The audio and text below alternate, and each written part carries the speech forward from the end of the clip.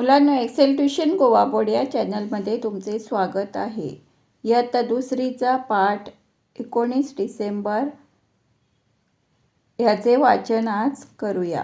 पाठ 18 19 डिसेंबर. आज 19 डिसेंबर. सगळीच मुले स्वच्छ गणवेशात आली होती. सर्व मुले शाळेसमोर पटांगणात जमली. गुरुजींनी झेंडा फडकवला. सगळ्या मुलांनी झेंड्याला वंदन केले. ध्वजगीत व राष्ट्रगीत म्हटले. गुरुजींनी भाषण केले. ते म्हणाले, 19 डिसेंबर हा गोव्याचा मुक्तिदिन. या दिवशी आपण झेंडा वंदन करतो. कारण या दिवशी आपला गोवा पोर्तुगीजांच्या गुलामगिरीतून मुक्त झाला. गोव्यावर पोर्तुगीजांचे राज्य होते. ते आपल्यावर अन्याय करत.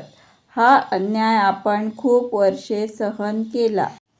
मग आपल्या थोर पुढाऱ्यांनी ठरविले की गोव्यात आपलेच राज्य पाहिजे, दुसऱ्यांचे नको.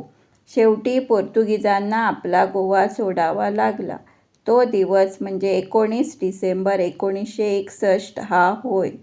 या दिवसाची आठवण आपण नको का ठेवायला?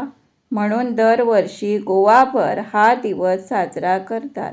या दिवशी आपल्या गोव्याची राजधानी पणजी येथे साहसी लोकांचा गौरव केला जातो.